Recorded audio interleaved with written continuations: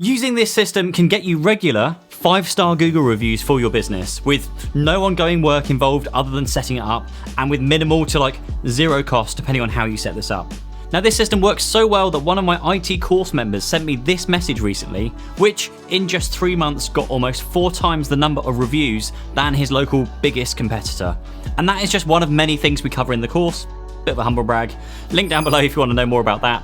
But we're going to give you everything you need in this video to do this yourself and get equally great results. First up, if this is your first of my videos, then hi, my name is Pete, and over the last decade I grew and sold my own IT business, and I'm now helping other IT business owners to be more productive and grow their business. Now this system works for all types of businesses, yes, IT businesses, but also for retail and other B2B services.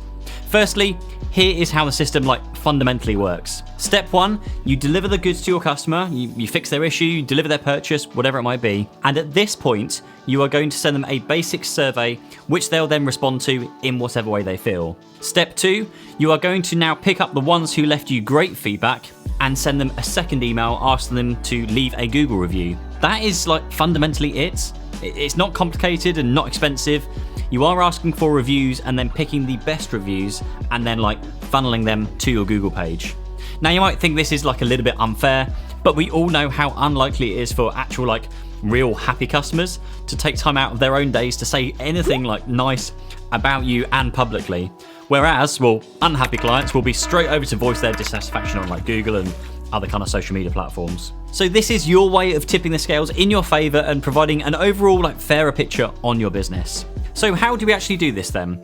Well, firstly, we're going to use a tool called Customer Thermometer as step 1 for collecting the initial feedback. When we close a ticket for a customer or when we deliver a product to a customer, we're going to email them to thank them and ask them for feedback, which is in the format of just this one click on a smiley face kind of thing. You've probably seen it at IKEA a few times when you've been there. Then when someone clicks on a face, it pops up to ask them if they want to leave an actual comment. Now, Customer Thermometer does start at $29 per month. However, there are 2 things here. First, we'll use the coupon code PMatheson20 to get 20% off your first 3 months. And then secondly, with Customer Thermometer, you only actually pay when you actually get feedback.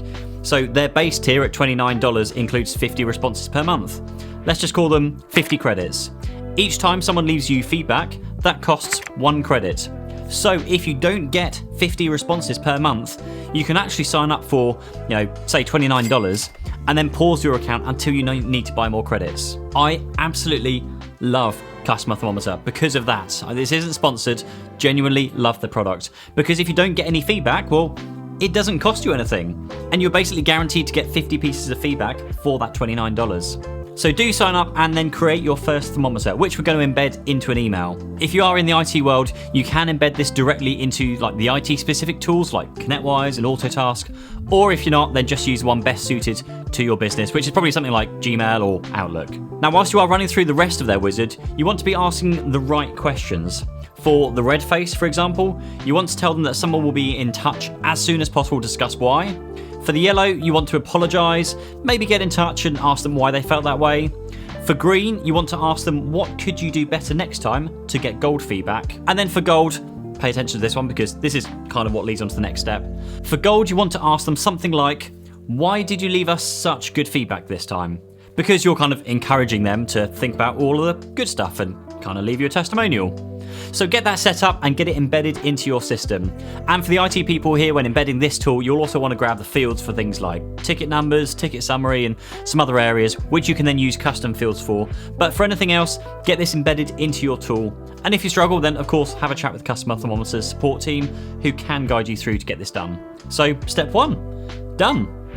On to step 2, and here is where you're going to actually ask for that Google review, and we're going to use Customer Thermometer again and another tool called Zapier. Or for the IT geeks amongst us, you can actually get away with using Microsoft Power Automate to replicate the same thing. But back into Customer Thermometer, go to Push Options, Configure Webhooks, Add New Endpoints, call it Google Reviews or something. Now skip the URL for now, and underneath you want to uncheck everything except for comment from a gold response. Before you hit test or save, open up a new tab and head over to zapier.com. Now once you're signed in, create a new Zap, and then you want to trigger this on a webhook.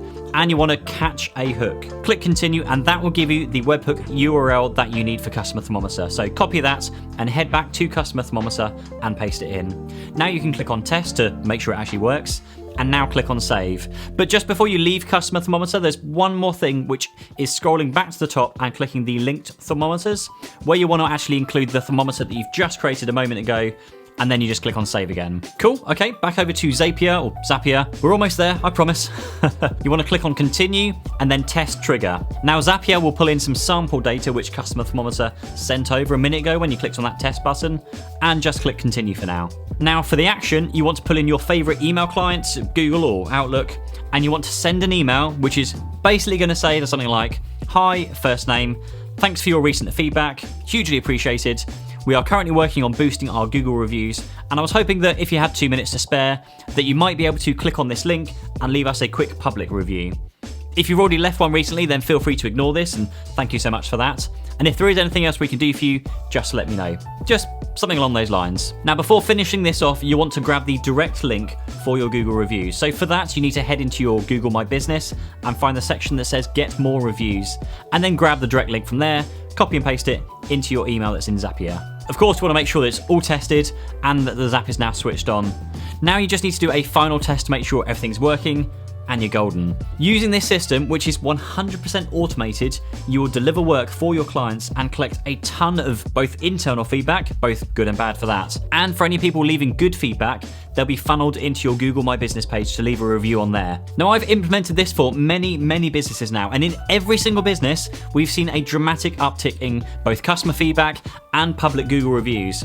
And for those of you who have now more feedback than your local competitors, well, now you can be known as the most recommended XYZ business in your local area, like magic. For the IT businesses watching, if you want to know more about this and tons of other content on how to grow, market, run, and just everything else for your IT business, then follow the link down below where I teach everything I've learned from building my own IT business, turning over more than £1 million in revenue. And if there's anything that's not covered, then just let me know and I'll make sure it gets sorted. Next, go and watch this video around why you should consider using podcasts to grow your business, or go and watch this one that YouTube thinks you should go watch.